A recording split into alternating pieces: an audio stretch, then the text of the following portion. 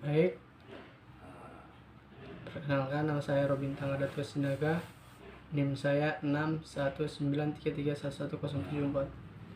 Di sini saya akan menjelaskan soal-soal UAS dari strategi pembelajaran Pencas.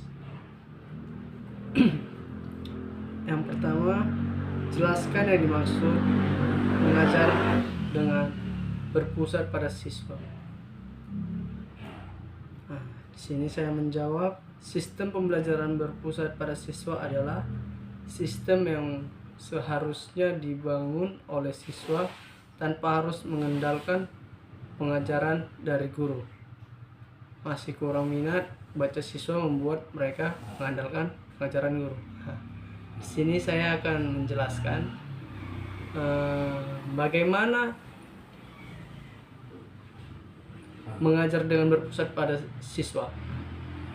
Awalnya gini, siswa itu harus sudah mempersiapkan dari rumah, dia belajar, dan di situ dia akan mempunyai pegangan. Setelah udah sampainya di sekolah, apa yang dia tidak tahu dan yang dia tidak pahami, dia bisa menanyakan oleh guru yang bersangkutan. Seperti itu. Makanya dibilang berpusat pada siswa, karena dia sering membaca di rumah mau dimanapun gitu. Yang kedua, jelaskan yang dimaksud strategi mengajar berpusat pada guru, dan jelaskan pula pada situasi dan kondisi yang bagaimana strategi ini efektif dilakukan. Di sini saya menjawab, model pembelajaran diartikan sebagai prosedur sistematis dalam mengorganisasikan pengalaman belajar untuk mencapai tujuan belajar.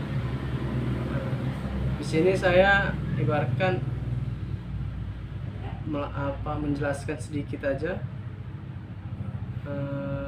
Berpusat pada guru, ibaratkan guru itu sudah mempersiapkan segala sesuatu apa bahan pembelajarannya, dan sudah tersusun waktu dan menitnya supaya segala sesuatu tanya jawab segala macam sudah tertata rapi dan bisa terikuti secara efektif.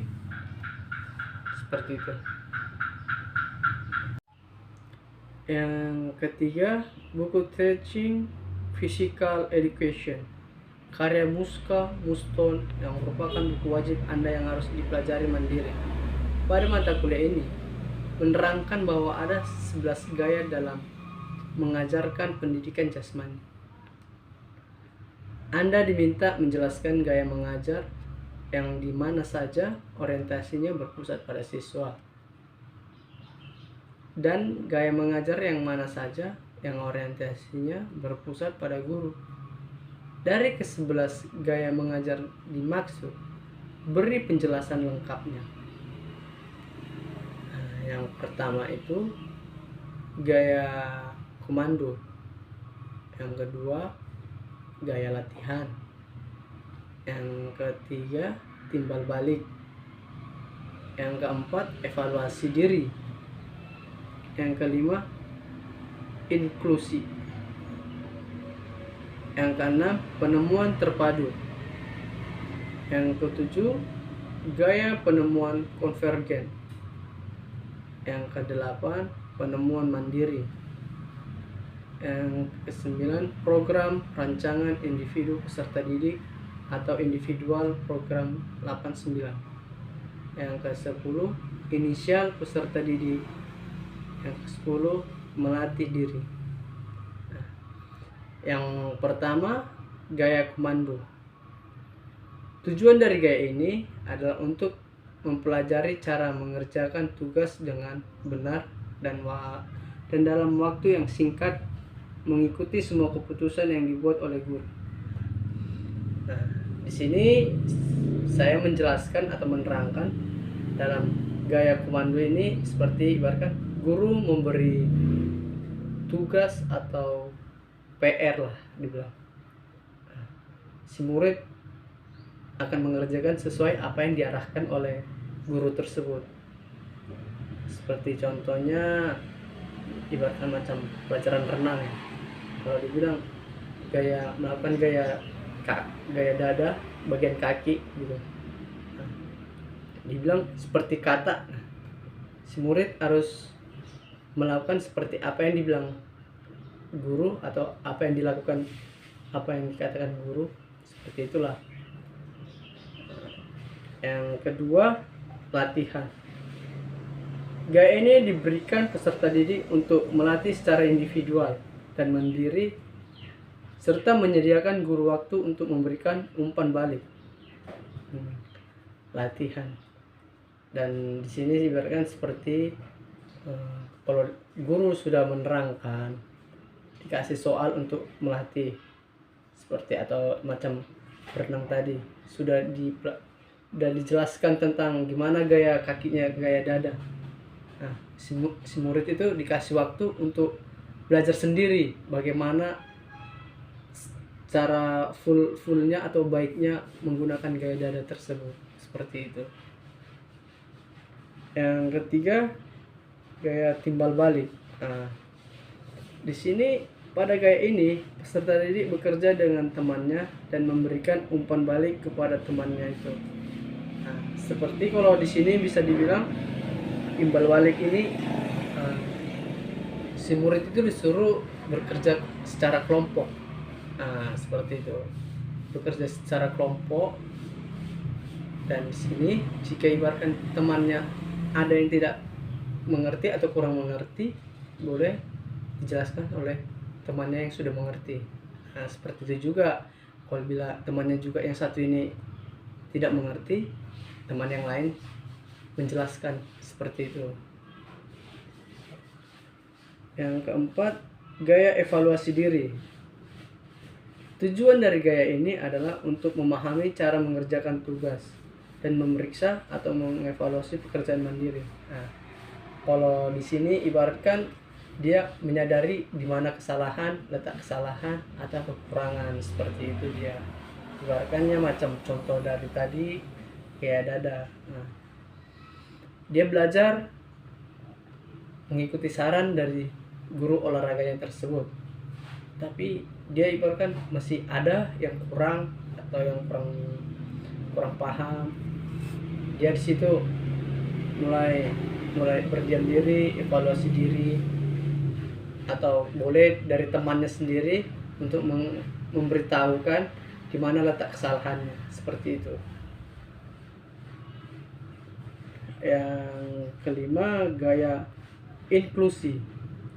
Tujuan dari gaya ini adalah untuk memahami cara memilih tugas atau kegiatan yang bisa ditampilkan dan memberikan tantangan untuk mengevaluasi pekerjaan sendiri. Baik, di gaya 5 ini yang inklusi ini saya bisa menarik kesimpulan, ibaratkan dia memberi suatu, ibaratkan macam gaya dada tadi ya, gaya dada. Gaya dada dia ibaratkan memberi tantangan, ibaratkan seperti dia berenang, ibaratkan aturan dia yang berenangnya 2,5 meter, dia menambah jadi 50 meter, seperti itu, untuk supaya dia lebih mengetahui letak kesalahan gaya dadanya tersebut, seperti itu. Dia ibaratkan menambah atau memberi tantangan dari pembelajaran yang dia tersebut. Yang keenam, gaya penemuan terpadu.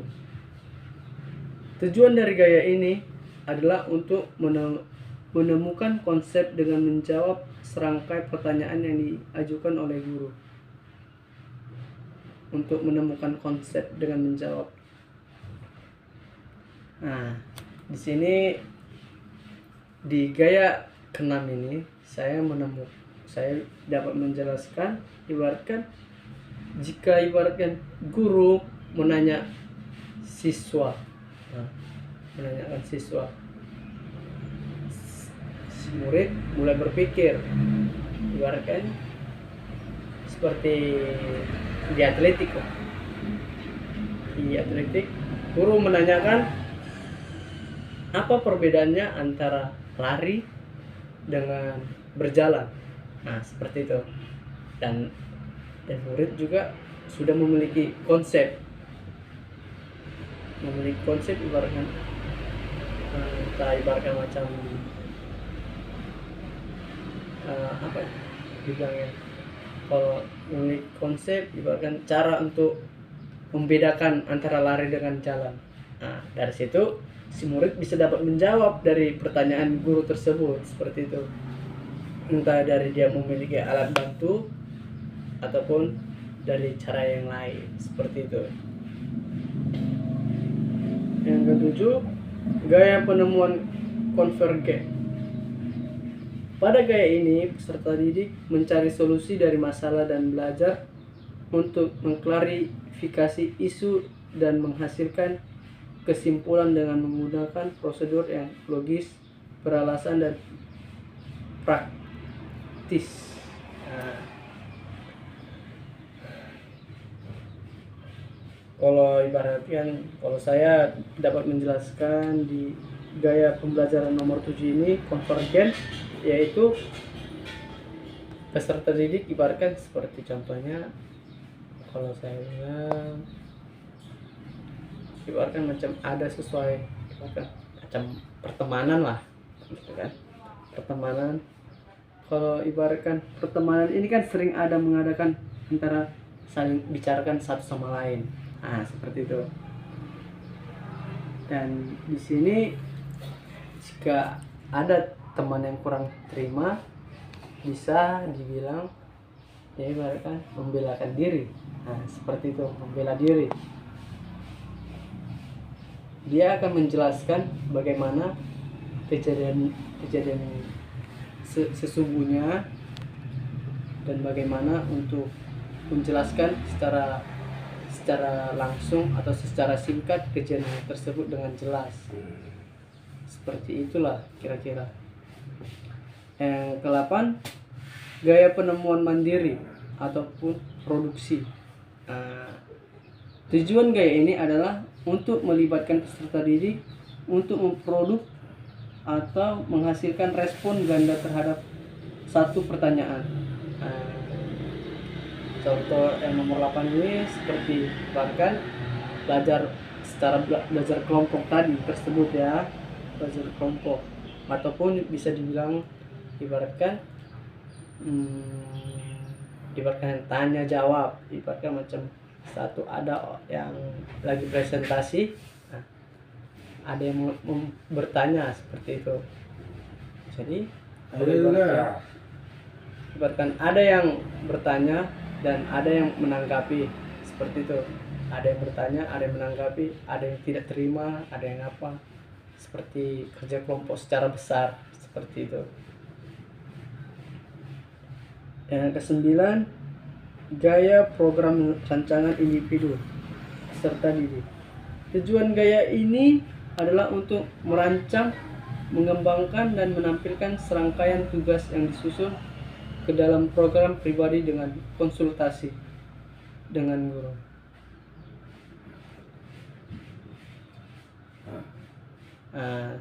Dari gaya tersebut ibaratkan macam, kalau ibaratkan guru menciptakan gaya permainan terbaru, seperti di luar negeri kan sepak bola tangan sudah ada, sepak bola tangan. Dan di sini ibaratkan kalau mau menciptakan suatu program yang terbaru, boleh ibaratkan dia merancang atau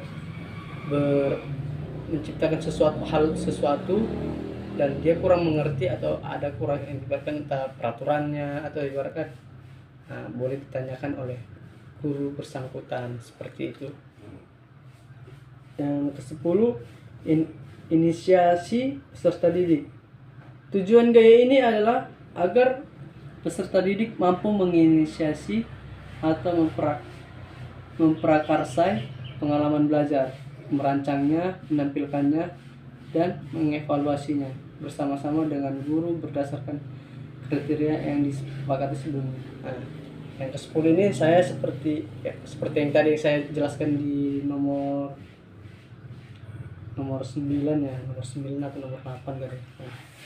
Di sini ibaratkan pembelajaran tanya jawab, ibaratkan ada yang di depan presentasi tentang pembelajaran, ibaratkan materinya tentang sosial ya kan, sosial yang primer, sekunder.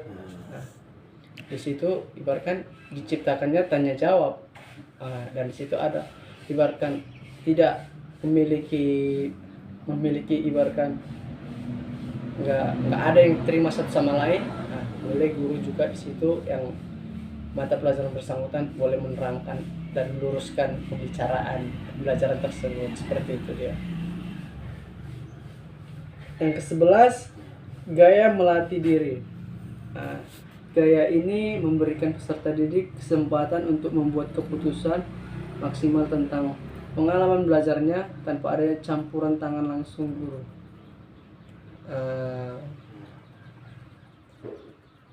Kalau gaya ke-11 ini seperti contohnya seperti kesempatan untuk membuat keputusan. Seperti ibaratkan organisasi. Ibaratkan sekolah-sekolah itu kan memiliki organisasi SOSIS ya, kayak gitu. Seperti OSIS, organisasi OSIS. Nah, dan di mana organisasi tersebut itu pengen menciptakan kegiatan terbaru. Dan guru ibaratkan kalau kita mau pengen menciptakan kegiatan itu kan ibaratkan kita harus membuat proposal. Nah, di situ bisa ibaratkan gaya melatih diri itu ibaratkan seperti itu, seperti ibaratkan terlatih dalam kepemimpinan, dalam gaya pemikiran, untuk ibaratkan tanya jawab, untuk bagaimana ngambil kesimpulan, mengambil keputusan. Seperti itu dia. Dari situ dia ibaratkan terlatih dirinya untuk jiwa kepemimpinannya. Seperti itu. Baik, saya lanjut ke nomor 4. Jelaskan yang dimaksud mengajarkan menggunakan pendekatan saintifik. Dan sini saya menjawab, pendekatan saintifik adalah model pembelajaran yang menggunakan kaidah-kaidah keilmuan yang membuat serangkaian aktivitas pengumpulan data melalui observasi, menanya, bereksperimen, mengolah. Di sini saya bisa menjelaskan ibaratkan ya, pendekatan saintifik itu ibaratkan seperti terjun ke lokasi, merasakan, ataupun ibaratkan bisa dibilang kalau zaman sekarang ya, kalau di berita ibaratkan wawancara. Sedangkan kalau ibaratkan kita yang ibaratkan orang-orang magang itu, yang kuliah itu ibaratkan ya observasi, ibaratkan kita bereksperimen lah, kayak gitu ya, bereksperimen atau mengumpulkan data. Seperti ibaratkan contohnya ini, kita pengen tahu tentang bagaimana awal mulanya terjadinya Danau Toba. Awalnya, kita kan harus terjun ke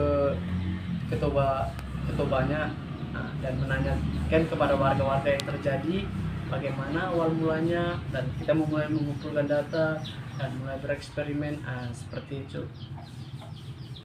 Baik, nomor 5 yaitu kurikulum K13, menuntut guru pendidikan jasmani mengajar menggunakan pendekatan saintifik. Pendekatan saintifik yang dimaksud pada kurikulum tersebut dalam implementasinya menggunakan strategi 5M. Jelaskan apa yang dimaksud strategi 5M dan apa kaitannya antara 5M dengan pembelajaran saintifik. Baik. Yang di sini apa saja yang dimaksud 5M itu, yaitu pertama mengamati, yang kedua menanya, Yang ketiga, mengumpulkan informasi atau eksperimen. Yang keempat, mengusiasikan atau mengelola. Yang kelima, mengkomunikasikan. Nah, esensi pendekatan saintifik itu awalnya adalah proses pembelajaran dapat dipandangkan dengan suatu proses ilmiah. Pendekatan ilmiah diyakini sebagai titipan emas perkembangan dan pengembangan sikap, keterampilan, dan pengetahuan peserta didik. Nah, di sini dapat kita simpulkan mengapa strategi 5M ini ada kaitannya ibaratkan pembelajaran saintifik. Nah, seperti itu. Karena dimana arti 5M itu adalah mengamati, ya, ibaratkan di situ peserta didik dapat ibaratkan proses belajar itu dapat memahami secara dengan bagaimana guru menjelaskan, menanyakan, ibaratkan kalau murid tersebut tidak kurang paham boleh menanyakan. Nah, seperti itulah seterusnya sampai yang kelima. Baik, sekian dari saya Robintang. Jika ada kesalahan penjelasan atau tutur kata yang tidak berkenan, mohon dimaafkan. Sekian dan terima kasih.